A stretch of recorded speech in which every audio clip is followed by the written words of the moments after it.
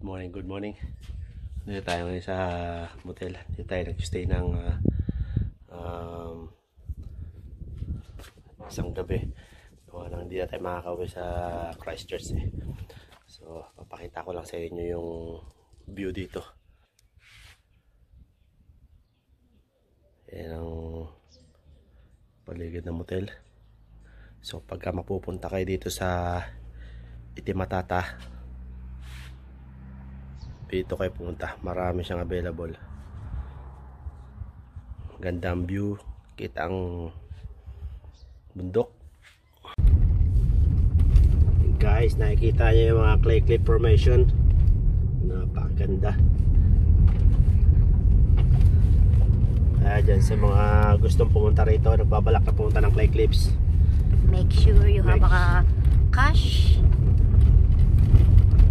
Make sure na may $5 donation kayo. So hindi kayo basta-basta makakapasok doon kasi may surveillance camera sila. So makikita kayo kung naghulog kayo ng donation o hindi. So tayo magpaparking dito. Napakaganda. Okay. Here we go guys. Ito, nandito tayo sa clay cliff ngayon. Napakaganda ng rock formation niya. Makikita niyo sa likuran ko. Ayan. Parang nasa North America, like a desert. Yan. Si Jenny, balik ng picture. Pasukin natin itong clay cliff na to. Tignan natin kung gaano kaganda to sa taas. So, kukunti pa lang yung mga nakakapunta rito guys kasi nga may donation siya. Hindi nila na-expect na may donation. So, kailangan may mga bibisita rito. Kailangan may cash kayo para sa donation at makakapasok kayo kasi may CCTV siya. Medyo pakit na naman ang lakad. Masakit na naman yung binti ko. Tingnan natin kung tatagal yung dalawa sa likuran. Ito guys, kung makikita nyo, napakaganda ng loob. So,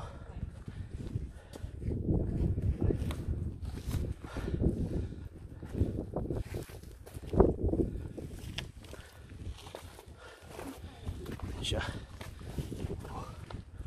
Fantastic.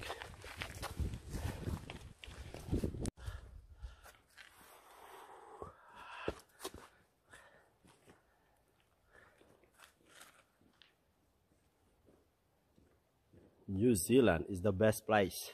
Sa mga gustong pumasyal dito sa New Zealand, pasyalan itong clay cliffs. Napakaganda guys. Napakaganda ng view. Titignan natin dito sa lobby. Ayan siya.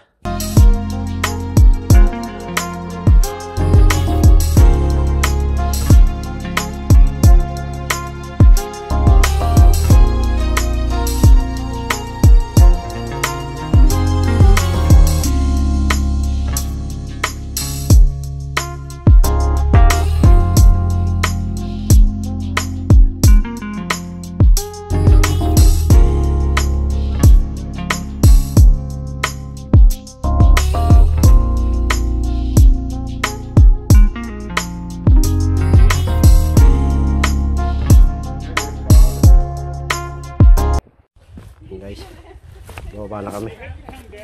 So, balik na tayo dito. Mga summer, mas maganda pumunta ng summer dito gawa ng hindi siya madulas at hindi rin siya wetty kasi delikado guys. So balik tayo ng summer dito para maakyat natin yung taas. Mas maganda ang view sa taas eh. So baba na tayo. Let's go.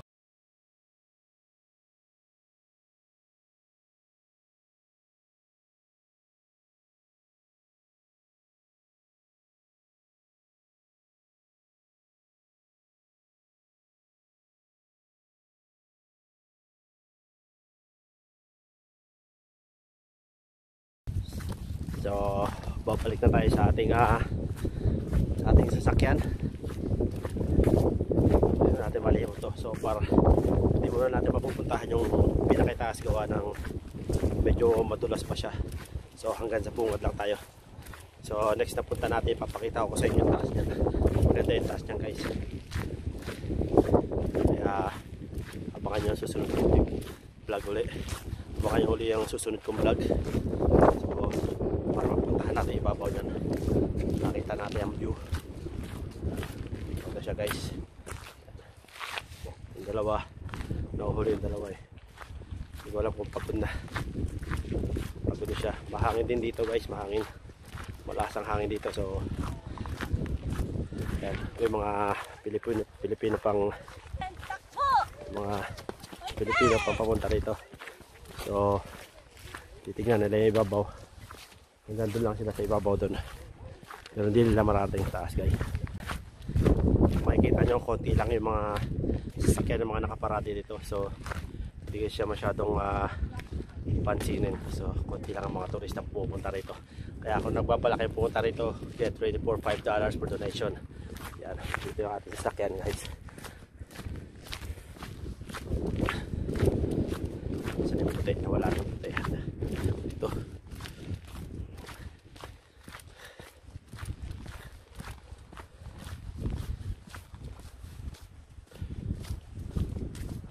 Ito na yung ating sasakyan.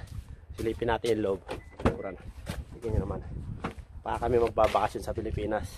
Napakarami naman. May maleta pa kami. Ito yung bag ng food namin. At may extra pang blanket kami. Just in case na lamigin kami sa daan o sa biyahe. Let's go, let's go. Yan. Ready na tayo. Pabalik na tayo sa ating bahay. Back to Christchurch. So, ayan si Jenny, ano pa bang ginagawa mo? Remove my shoes. She removed her shoes. Si Jen back to normal. Doon pa rin siya sa likuran. Dating pwesto. So, let's go, let's go. Let's go home. Tingnan natin yung tao doon sa likuran. Yung sa likuran, kung anong ginagawa niya sa likuran. Since traffic yan, nakahiga siya. Ano ang ginagawa niyan? Tingnan mo naman ang ginagawa niyang tao na yan, oh. Oh, tingnan mo naman. Akala mo nasa bahay lang eh. There. Nakikita nito. Habang traffic guys, buksan muna natin tong tawag doon, roof, ato tawag dito. Inyari. Basta guys, tignan. Habang traffic, buksan muna natin to para medyo makakasagap tayo ng fresh air.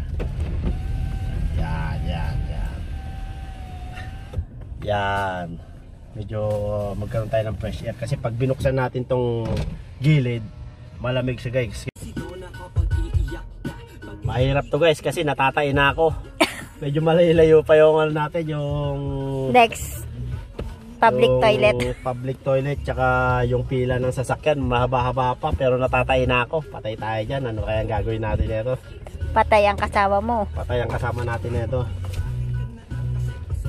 Pero umaabante na siya. Yun nga lang, pagka nilakad mo baka nandun ka na sa gitna ng konti siguro. Yes. Just a little bit traffic on State Highway 1. Hindi alam kung ano nangyari dito. Medyo mahaba-haba siya ngayon. Siguro may nasira. May nagde-date po dun. Ayun. I-zoom mo yung dalawang ano doon, dalawang laber doon sa taas. May dalawang laber doon. Nagpapakipot pa yung kasi. Ayan. I found out. So, malaking perwisyo ang kanilang ginawa. Tinulungan nila, hindi nila tinapos ng maaga. Kaya ayan, siguro nasa at least Kahapon pa yun. 300 na sasakyan na siguro yung mga nasa likuran. Or 350 kung ayaw mo. Tumutuloy na sila. Eh, sabihin natin 50 cars na lang, 50 cars. Sige, ano masasabi mo? 50 or 70. 50 or 70 raw. Pero gusto mo baba ka ron, ano, bilangan mo. 300 Oh. halos.